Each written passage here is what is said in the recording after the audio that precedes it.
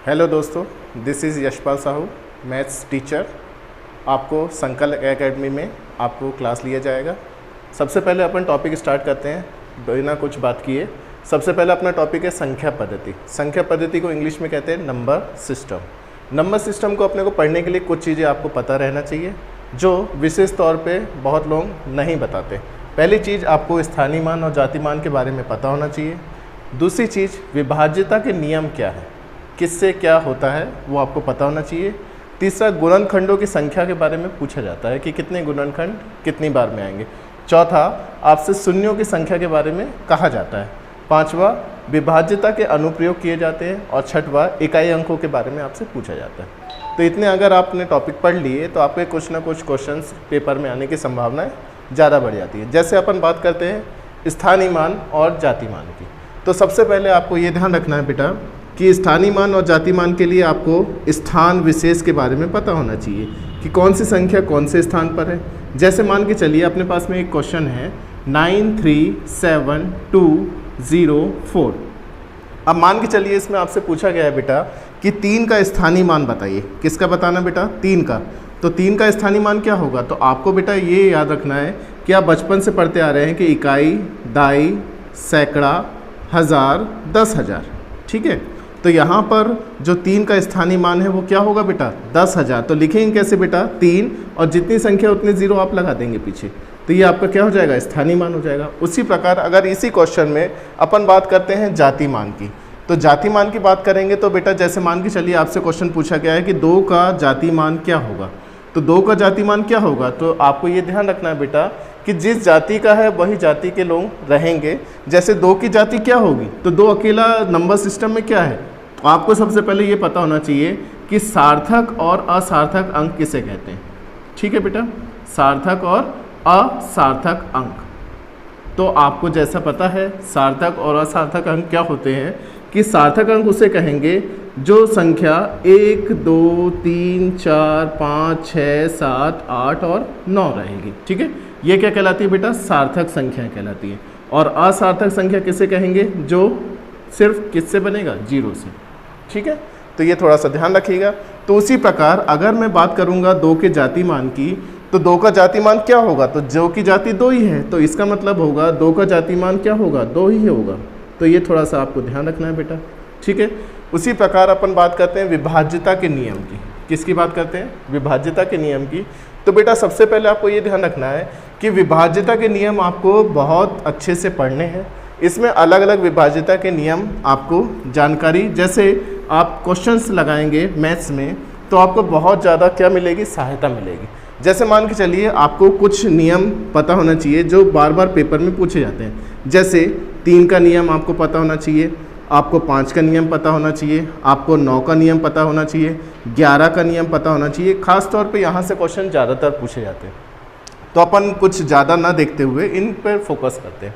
तो सबसे पहले अपन देखते हैं विभाज्यता के नियम 3 क्या कहता है।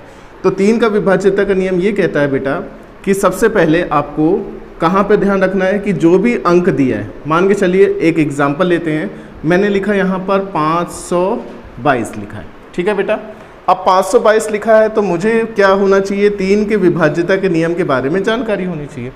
अब 3 के विभाज्यता के नियम के बारे में जानकारी कैसे होगी? तो सबसे पहले जो अंक दिया है अपने को, जिससे अपने को भाग देना है या अपने को कुछ उस पर काम करना है, तो सबसे पहले ये अंक उठाकर आपस में आपको क्या करना है? अलग अलग करके जोड़ लेना है। जोड़ेंगे तो क्या होगा? 5 और 2 7, 7 और 2 9। तो बेटा जोड़ने पर क्या आया बेटा? 9 आया। तो 9 आने का मतलब ये है कि ये 3 के पहाड़े में आता है 9।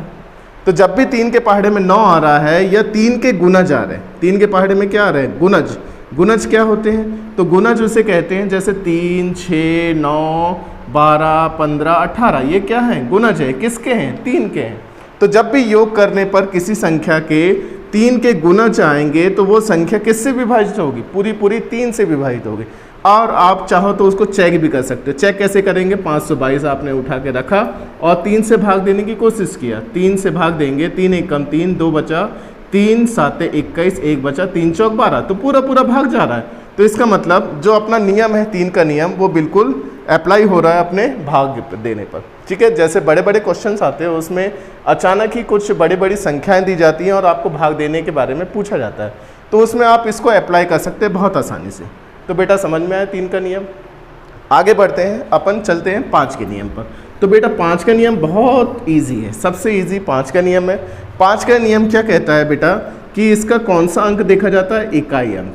कौन सा अंक देखा जाता है? इकाई अंक। इकाई अंक किसे कहेंगे? जैसे मान के चलिए अपने पास में कोई संख्या है 5 7 6 3 5, ठीक है बेटा। तो यहाँ पर इकाई अंक का मतलब ये है कि ये जो आखिरी वाली संख्या है इसे कहते हैं इकाई अंक, यूनिट प्लेस। ठीक है, तो यूनिट प्लेस में आपने अगर देखा कि क्या आया बेटा आखिरी में 5 आया, या 5 नहीं मिला तो क्या आ सकता है? 0 भी हो सकता है। तो यहाँ पर बेटा ये ध्यान रखना है कि इकाई अंक पे आपको फोकस करना है। तो इकाई अंक क्या हो सकता है? या तो 5 होगा या तो 0 होगा। तो वो किससे विभाजित होगा? 5 से विभाजित होगा। बहुत इजी है और अपन बचपन से पढ़ते आ रहे हैं कि अगर अपने को 5 से भाग देना है तो आखिरी में अपने को क्या देखना पड़ेगा? 5 या 0।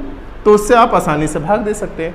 अब जब आपने 5 का नियम आपको पता चल जाएगा तो आप 25 का नियम भी बना सकते हैं। बहुत ज़्यादा डिफिकल्ट नहीं है। 25 का नियम बनाना सीख गए तो आप 125 का नियम बना लेंगे। 125 का सीख गए तो आप 625 का नियम बना लेंगे। तो बेटा ये आगे वाली क्लास में मैं आपको समझाऊंगा। ठीक है, अभी अपन कहाँ फोकस करते हैं? 5 के नियम पर। तो 5 के नियम में इकाई अंक में क्या होना चाहिए बेटा? 5 होना चाहिए और 0 होना चाहिए। तो बहुत आसानी से वो भाग चला जाएगा। उसी प्रकार आगे बात करते हैं। तो आगे किसकी बात करते हैं? 9 की। तो 9 का इकाई अंक कैसे निकालेंगे बेटा? तो जैसे अपन ने 3 का इकाई अंक निकाला था वैसे ही अपने को क्या है? 3 का विभाज्यता का नियम, वैसे ही 9 का विभाज्यता का नियम। जैसे अपन ने संख्या ली थी बेटा 522 लिया था, उस संख्या को फिर से लेते हैं। करना वही चीज़ है कि जो संख्या दी है उसका क्या करना है? आपस में योग करना है। तो आपने आपस में योग किया, योग करने पे कितना है बेटा? 9 आया। तो 9 के पहाड़े में 9 आता है। जैसे अपन ने देखा था 3 के गुणज, 3 के गुणज में 9 आता है, वैसे ही 9 के गुणज में भी क्या आता है? 9 आता है। तो 9 के गुणज क्या क्या हो सकते हैं? तो गुणज क्या क्या हो सकते हैं? तो 9 का गुणज तो 9 होगा, फिर 18, फिर 27। तो 9 का पहाड़ा पढ़ना आपको। ठीक है, तो बेटा अगर योग करने पर 9 18 27 आगे बढ़ते जाए तो उसी क्रम में आप किससे भाग दे सकते हैं? 9 से। तो ये बड़ी बड़ी संख्याओं को भाग देने में बहुत आसानी होती है। तीसरा अपन बात करते हैं 11 के नियम की। तो 11 का नियम थोड़ा सा अलग है। कैसा अलग है उसको भी देख लेते हैं। तो 11 के नियम के लिए आपको पता होना चाहिए बेटा सम स्थान। कौन सा स्थान बेटा? सम स्थान और विषम स्थान। अब आपने सीखा होगा कि जब आपने संख्याएं पढ़ी होंगी तो आपने देखा होगा कि सम संख्याएं और विषम संख्याएं भी होती हैं। तो सम संख्याएं क्या होंगी? तो सम संख्याएं आपने पढ़ी है बेटा जो इसमें किसका भाग चले जाए? 2 का भाग चले जाए। ठीक है, वो सम संख्याएं होती है। और जिसमें 2 का भाग नहीं जाए वो कौन सी संख्या होती है? विषम संख्या होती है। तो ये आपको बहुत अच्छे से याद रखना है। लेकिन यहाँ पर संख्या की बात नहीं हो रही, यहाँ पर किसकी बात हो रही है बेटा? स्थान की बात हो रही है। तो स्थान से तात्पर्य ये है, जैसे मान के चलिए मैंने एक क्वेश्चन लिखा यहाँ पर 5 2 2 5। ठीक है, मैंने यहाँ पर क्वेश्चन लिखा। तो सबसे पहले यहाँ पे बात करते हैं किसकी? स्थान की। तो आपको ये कैसे पता चलेगा कि ये सम स्थान है और ये विषम स्थान है? तो आपको सबसे पहले क्या करना है? कुछ नहीं, नंबरिंग करते आता है आपको, तो नंबरिंग कर दो। ये पहला, ये दूसरा, ये तीसरा और ये चौथा। तो बेटा आपने जब आपने नंबरिंग किया तो यहाँ पर आप समझ जाएंगे कि कौन सा विषम संख्या है, कौन सी सम संख्या है। तो आप यहाँ पर देखेंगे ये 1 आया, तो 1 कौन सी संख्या है बेटा? विषम संख्या है। तो विषम संख्या को उठा के अलग रख दो। फिर आपने देखा कि कौन सी संख्या है? सम है। तो सम कितना है? 2, 2 को उठा के अलग कर दो। तो एक तरफ विषम करना है, एक तरफ सम करना है। फिर देखा आपने 3, 3 कौन सा है? विषम। तो विषम विषम के साथ में रख दो। चौथा आपने देखा कि सम है, सम किसके साथ में जाएगा? सम के साथ में जाएगा।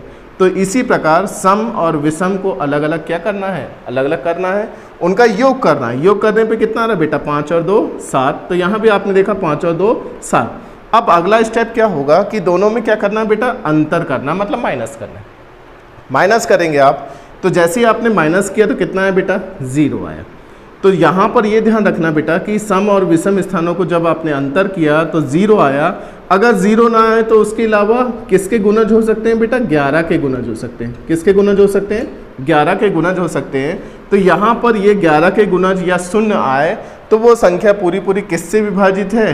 11 से विभाजित है। बेटा आया समझ में? फिर से समझिएगा, सम स्थान और विषम स्थान कैसे पहचानेंगे? जो संख्या दी है उसके ऊपर नंबरिंग कर दो, नंबरिंग करने के बाद में 1 और 3 कौन सी संख्या है? विषम संख्या, उसको उठा के अलग। 2 और 4 कौन सी स्थान है? सम स्थान है, उसको उठा के अलग। दोनों को अलग अलग योग किया, अंतर करने पर 0, 11, 22, 33 आए, तो वो किसका है? 11 के नियम है। जैसे क्वेश्चन अपने पास में आते हैं, पेपर में क्वेश्चन कैसे आते हैं इससे वो समझ लेते हैं।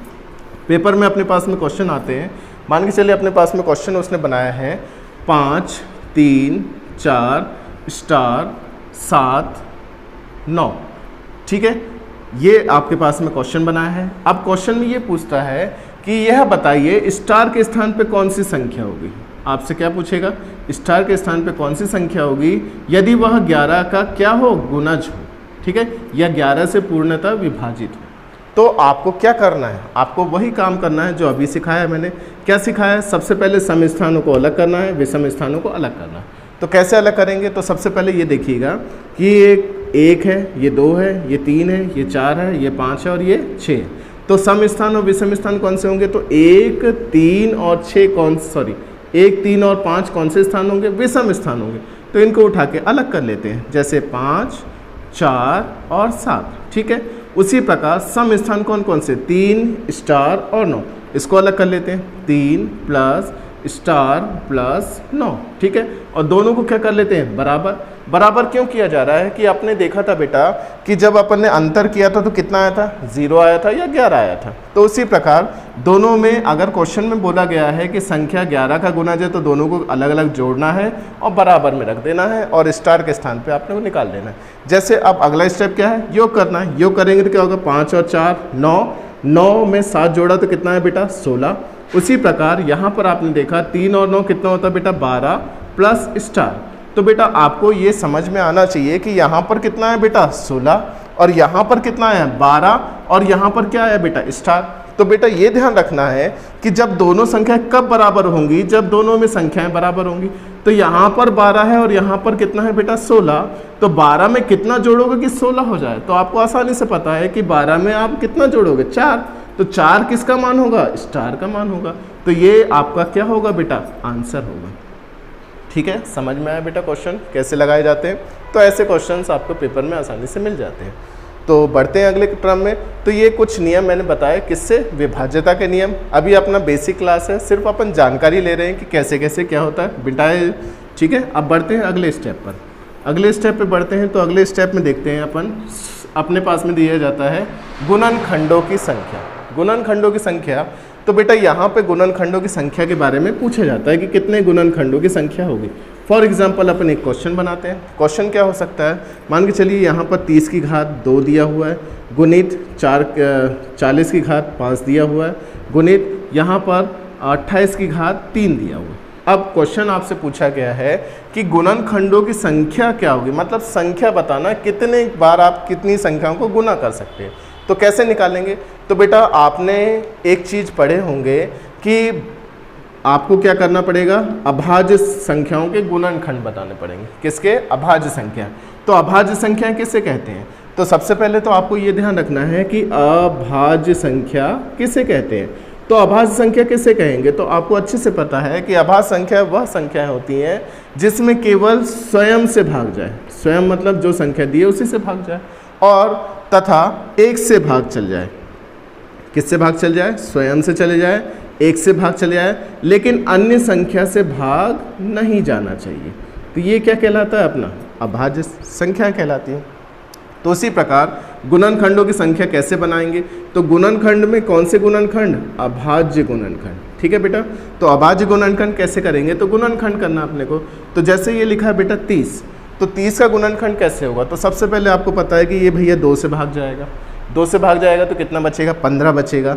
15 कैसे टूटेगा? तो 3 से भाग जाएगा। 3 से भाग जाएगा, फिर किससे जाएगा बेटा? 5 से जाएगा। और इसकी घात देखेंगे आप बेटा, कितना लिखा हुआ है? 2 लिखा हुआ है। ठीक है। उसी प्रकार आप किसको तोड़ सकते हैं बेटा? 40 को तोड़ सकते हैं। शुरुआत किससे करना है बेटा? छोटी संख्या से करना, 2 से करना। तो आगे बढ़ते हैं। आगे बढ़ेंगे तो क्या होगा बेटा कि यहाँ पर 40 की घात 5 है, तो 40 कैसे टूटेगा? तो सबसे पहले छोटी संख्या 2, फिर आप किससे दे सकते हैं? फिर 2 से टूट सकता है। तोड़ लिया आपने, कितना हो गया? 2 दूना 4। अब 4 हो गया है तो आपको ये पता होना चाहिए कि 4 पंचे कितना होगा, 20 होगा। ठीक है, तो 4 पंचे 20 होगा, लेकिन अपने को क्या करना है, उसको 8 करना है। 8 पंचे 40 करना है, तो उसकी भी घात कितनी होगी बेटा, 5 होगी। उसी प्रकार आगे बढ़ेंगे तो यहाँ पर आप देखेंगे 28 लिखा हुआ है, तो 28 को कैसे तोड़ेंगे बेटा, तो 28 को आपको तोड़ना आना चाहिए। तो आप तोड़ेंगे किससे, 2 दूना 4 7 28, तो ये आ गए इसकी घात। बेटा ये समझ में आया, ये क्या कहलाते हैं, अभाज्य गुणनखंड कहलाते हैं। अब क्या करना है, ये जो घात दी हुई है बेटा, उसको घात को ओपन कर देना। ओपन करेंगे तो क्या होगा, 2 की घात 2 गुणित 3 की घात 2 गुणित 5 की घात 2 गुणित यहाँ भी 2 की घात 5 गुणित 2 की घात 5 गुणित 2 की घात 5 गुणित 5 की घात 5। उसी प्रकार यहाँ भी आप आगे बढ़ेंगे तो 2 की घात 3 2 की घात 3 और 7 की घात 3। अब आपने नियम पढ़े हैं घातांक करने के नियम के हिसाब से क्या होता है कि जो समान बेस संख्याएं होती हैं वो आपस में क्या हो जाती हैं, गुना में रहती हैं, और घात आपस में क्या हो जाती है, जुड़ जाती है। जैसे यहाँ पर आप देखेंगे ये 2 है, यहाँ भी आप देखेंगे 2 है, यहाँ भी 2 है, यहाँ भी 2 है, यहाँ भी 2 है, और यहाँ भी क्या है, 2 है। तो यहाँ पर घातांक नियम कहता है कि भाई ये 2 को उठा के कर लो अलग, और जितने भी घात है उनको जोड़ दो। तो कितनी घात है बेटा, तो इसकी घात है 2 प्लस इसकी कितनी घात है बेटा, 5, उसको भी जोड़ दो, प्लस इसकी कितनी घात है बेटा, तो इसकी घात भी कितनी है, 5 प्लस। तो ऐसे करके आप बेटा सभी संख्याएं जोड़ सकते हैं। जैसे अगला है 3 और फिर है 3। ठीक है बेटा, तो ये हो चुके हैं 2 के। तो उसी प्रकार आप लगाएंगे गुना, और कौन सी संख्या छोटी है, तो 3। तो 3 को देख लो, तो 3 को भी क्या करना है, जोड़ना है। तो 3 है कितने इसमें, एक ही 3 है, और कहीं दिख रहा है बेटा, नहीं दिख रहा है। तो 3 की घात कितनी है बेटा, 2 ही है, तो वो जैसे कि वैसे। फिर आप क्या करेंगे बेटा, फिर आप करेंगे 5 को लेंगे, 5 को लेंगे तो 5 की घात, फिर वही करना है, जोड़ना है सबको, 2 यहाँ पर हो गया 2, फिर और देखेंगे 5 की घात 5, फिर और देखेंगे आप, नहीं है। अब आखिरी क्या बचा बेटा, 7। तो 7 को लिखेंगे, 7 की घात कितना आएगा बेटा, 3, क्योंकि वो अकेला है। तो ये समझ में आया बेटा अगला स्टेप। अब इन संख्याओं को आपस में जोड़ दो, जोड़ देंगे तो क्या होगा, 5 और 5 10 और 2 12, 12 3 15, 15 और 3 18। तो 2 की घात कितना है बेटा, 18। उसी प्रकार 3 की घात कितना है बेटा, 2। उसी प्रकार 5 की घात कितना है बेटा, 7। उसी प्रकार 7 की घात कितना है बेटा, 3। तो अब क्वेश्चन ये आता है कि अभाज्य गुणनखंडों की संख्या निकालना है। तो बेटा जितनी भी घात है उनको आपस में जोड़ दो, आपकी संख्या निकल के आ जाएगी। जैसे 18, 2, 7 और 3 जोड़ेंगे तो कितना होगा, 18 और 2 20, 20 और 7 27 और 3 कितना बेटा, 30। तो अभाज्य गुणनखंडों की संख्या कितनी होगी, 30 होगी इसमें। ठीक है बेटा, तो ये समझ में आया बेटा आपको अभाज्य गुणनखंडों की संख्या कैसे निकालना है, तो आपको क्लियर हो गया होगा। ठीक है, मिटाएं इसको, आगे बढ़ते हैं अपन अगले स्टेप पे चलते हैं। कौन सा है, शून्यों की संख्या। ठीक है, तो शून्यों की संख्या कैसे देखेंगे, तो उसको भी थोड़ा सा देख लेते हैं अपन। शून्यों की संख्या क्या होगी बेटा, तो सबसे पहले आपको बेटा ये ध्यान रखना है कि क्वेश्चन पूछ रहे जाते हैं कि शून्यों की संख्या बताइए। तो सबसे पहले ध्यान रखना है कि जब भी बात करेंगे शून्यों की संख्या, तो आपको 2 और 5 मिलना चाहिए। 2 और 5 मिलेंगे तभी कितना होगा बेटा, 10। तो कितने शून्य बनेंगे, 1 शून्य बनेगा, लेकिन कितना, 2 और 5 मिले तभी। ठीक है, तो आपको इस क्वेश्चन में शून्यों की संख्या निकालने के लिए पूछा जाता है। जैसे मान के चलिए अपने पास में क्वेश्चन है, क्वेश्चन या तो अपन बना सकते हैं या आपको मिलेगा पेपर में। ठीक है, तो जैसे मान के चलते अपने पास में क्वेश्चन लिखा है 12, 18, 20, 24 और 25, ये दिया हुआ है। ठीक है, मान के चलते ये क्वेश्चन है अपने पास में और आपसे पूछा गया शून्यों की संख्या निकालना। तो बेटा शून्यों की संख्या कैसे निकालोगे, तो मैंने जैसे बताया था कि आपको चाहिए 2 भी चाहिए और क्या चाहिए बेटा, 5 चाहिए। 2 और 5 मिलेंगे तभी कितना होगा बेटा, 10। तो 1 10 मतलब 1 शून्य आएगा। तो उसी प्रकार यहाँ पर आप देखेंगे बेटा, तो यहाँ पर क्या देख रहे हैं आप कि आपके पास में कितना है, 2 दिया हुआ है, 2 और कितना, 2 छक्के 12। ठीक है बेटा, उसी प्रकार 18 कैसे बनेगा, तो 18 9 दूनी 18। उसी प्रकार 20 कैसे बनेगा, तो आपको पता है 2 धाम 20। उसी प्रकार यहाँ पर देखेंगे कि यहाँ पर 24 लिखा है, 24 कैसे बनेगा, 12 दूना 24। 25 कैसे बनेगा, 5 5 25। ठीक है, तो यहाँ पर सबसे पहले बेटा ये ध्यान रखना है कि अगर और आप चाहें तो और तोड़ सकते हैं। जैसे 6 टूटेगा, 6 कैसे टूटेगा, 2 तिया 6। उसी प्रकार 9 गुनी 2 नहीं टूटेगा। यहाँ पर देखेंगे आप तो ये भी टूट जाएगा बेटा कितनी बार। ठीक है, फिर यहाँ देखेंगे ये भी टूट जाएगा बेटा, 2 दूना 4 तिया 12 गुणित 2, फिर ये नहीं टूटेगा 5 गुणित 5। अब बेटा क्या काम करना है, जैसे अपन ने पिछले क्वेश्चन में किए थे कि 2 की घात कितनी आ रही है उसको उठा के अलग कर लो। जैसे 2 की घात कितनी आई तो आप देखेंगे 1 2 3 4 5 6 7 8, तो 2 की घात कितनी आई बेटा 8, ये आपने लिख दी। तो दूसरी चीज़ अपने को क्या चाहिए बेटा 5, तो 5 पे फोकस करना है।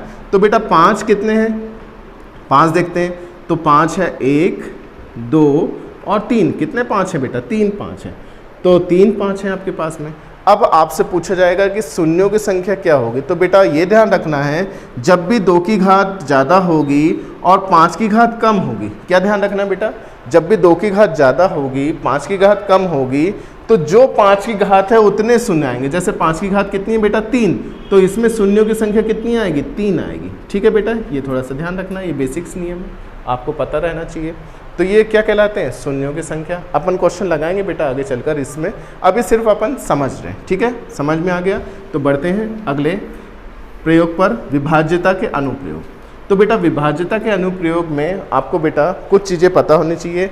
जैसे अपन डिटेल क्लास में इसको समझेंगे कि आपको कुछ चीज़ें दी जाएंगी, जैसे कि आपको दिया गया है a की घात n और प्लस 1 या a की घात n -1। ठीक है, तो बेटा ये इस टाइप के क्वेश्चंस अपन किससे करेंगे, क्वेश्चंस उठाएंगे उससे करेंगे। इसमें क्या रहता है बेटा सम और विषम घातें रहती हैं। कौन कौन सी घातें रहती हैं, सम और विषम घात। घात किसे कहेंगे, तो घात किसे कहेंगे, ये जो n का मान है इसे कहते हैं घात। ठीक है, सम के लिए अलग नियम चलेंगे और विषम के लिए अलग नियम चलेंगे। तो ये जो नियम है ये अपन क्या करेंगे, क्वेश्चंस लगाएंगे और उससे अच्छे से समझेंगे। ठीक है, तो ये किस में आएगा बेटा, विभाज्यता के अनुप्रयोग में आएंगे। कि जैसे बोला गया है कि a की घात n प्लस 1 हमेशा किससे विभाजित होगा, तो बेटा ये ध्यान रखना है a की घात n प्लस a प्लस 1 से हमेशा विभाजित होगा। उसी प्रकार विषम के लिए भी क्या चलेगा, a -1 से विभाजित होगा। ठीक है बेटा, तो ये कुछ नियम कायदे कानून हैं जो अपन किससे लगाएंगे, सीधे डायरेक्ट क्वेश्चन से करेंगे। चलते हैं अगले पर, इकाई अंक। तो इकाई अंक से ज़्यादातर क्वेश्चन पूछे जाते हैं पेपर में, तो फोकस उस पर ज़्यादा करते हैं। इससे क्वेश्चन कम आते हैं, लेकिन आते हैं कभी कभी पूछ लिया जाता है अनुप्रयोग के आधार पर। फिर चलते हैं अपन इकाई अंक पे। तो बेटा इकाई अंक तो इससे क्वेश्चन सबसे ज़्यादा पूछे जाते हैं पेपर में, और उसका फेवरेट भी है कि इकाई अंक क्या होता है। तो बेटा ध्यान रखिएगा कि आपको इकाई अंक क्या याद रखना है कि जो 0 का इकाई अंक है वो हमेशा 0 होगा, चाहे कितनी भी घात हो, 0 का इकाई अंक हमेशा 0 आएगा। उसी प्रकार 1 का इकाई अंक जितना भी हो तो वो हमेशा क्या होगा, 1 ही होगा। उसी प्रकार 5 का जो इकाई अंक है जितना भी हो वो हमेशा कितना आएगा, 5 आएगा। उसी प्रकार 6 का जो इकाई अंक है जितना भी हो हमेशा कितना आएगा, 6 आएगा। तो बेटा ये जो 4 संख्या है इस पर आपको ध्यान रखना है कि इनका जो इकाई अंक है जैसे का वैसे ही होता है। फॉर एग्जांपल एक क्वेश्चन उठाते हैं अपन, मान के चलिए मेरे पास में दिया है बेटा 900 की घात 19। तो बेटा मैंने आपको जैसे बताया कि 0 का इकाई अंक कितना होगा, तो आपको पता रहना चाहिए भाई घात जितनी भी हो उससे कोई लेना देना नहीं है। 0 का इकाई अंक हमेशा क्या होगा, 0 होगा।